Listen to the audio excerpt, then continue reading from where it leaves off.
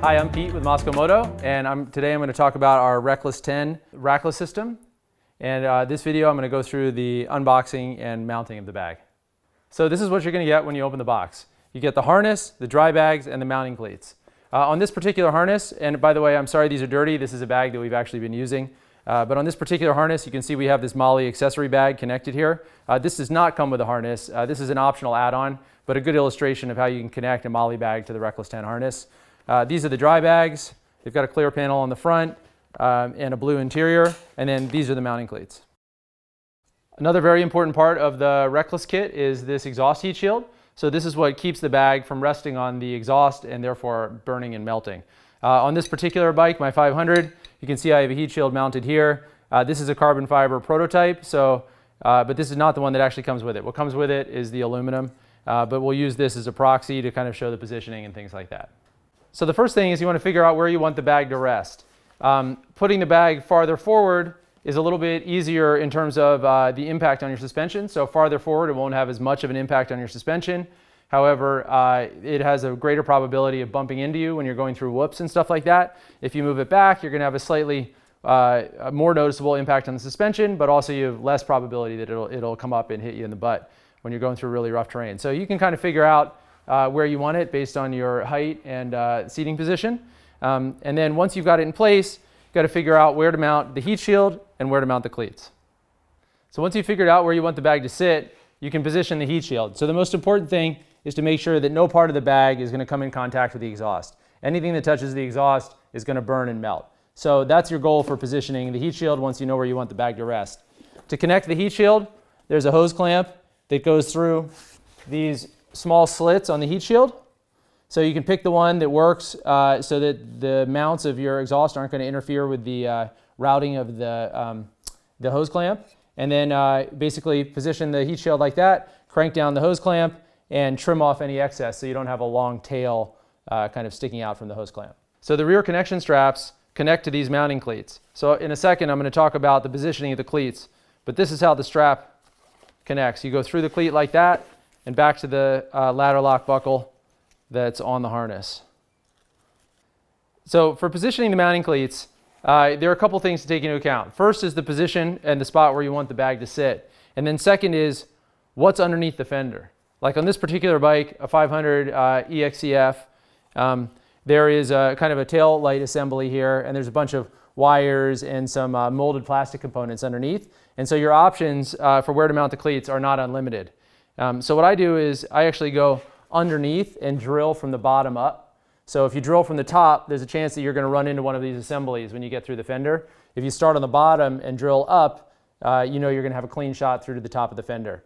So I drill a hole just a little bit bigger than the bolt, and I generally pick the farthest, most back point on the fender where I can do that, and then I mount the cleats. So generally, depending on the bike, like on this bike, because of this assembly back here, we have the cleats facing this way, which means that the strap is going to be pulling up on the cleat like this.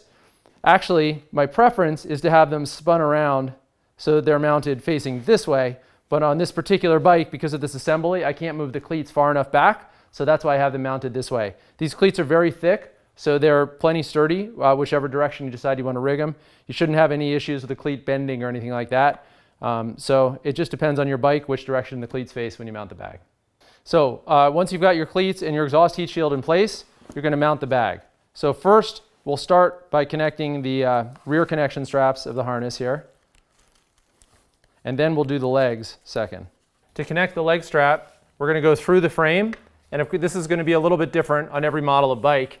In general, the goal is to get as straight of a line from the bag to the frame as possible. So you can see here, the bag naturally wants to sit here, and I've got a straight line coming down to the frame. It's also possible to find other routings. For example, let's see. You could go underneath like this. Just make sure you don't trap any wires. And come up like that. So there, you can just kind of experiment and find a positioning for the strap that works best for your bike. To tighten the strap, feed it through the cam buckle from the bottom, like that. Pull it tight, and then we have a strap keeper here to control the excess length.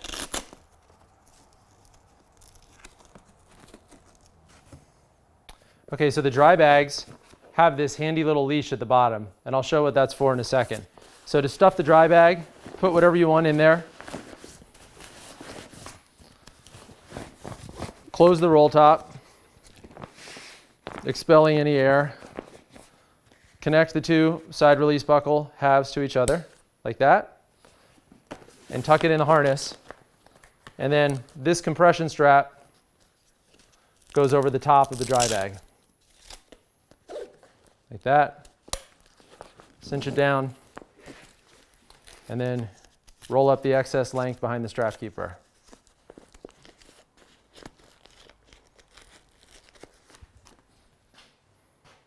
The leash has two purposes. First, it's for holding fuel bottles, so I'll demonstrate that in a second. But if you're not running fuel bottles, then it's also a really handy way to make sure that these dry bags can't escape if you forget to connect this top compression buckle. So what I do is I feed it through like this, and then when I put the bag into the harness, I pull it out this little hole at the bottom of the harness, and then I wrap it around this cam buckle strap and back onto itself. And the benefit of that is that if I, say, grab a snack out of here and forget to connect the closure, I'm not going to ride off and accidentally lose the dry bag on the side of the trail. So it's a good insurance policy for that once in a very rare while where you forget to connect this compression strap. The second major function of the leash is to hold fuel bottles in the harness. So if you're going to carry fuel bottles, like for example, these are the 1 liter MSR fuel bottles, you can put 2 per side in the harness. So you can carry up to 1 gallon of extra gas in the harness. If you're going to do that, you're typically not going to use the dry bag. You take the dry bags out, use them for a different purpose, leave them at home, set them aside or whatever.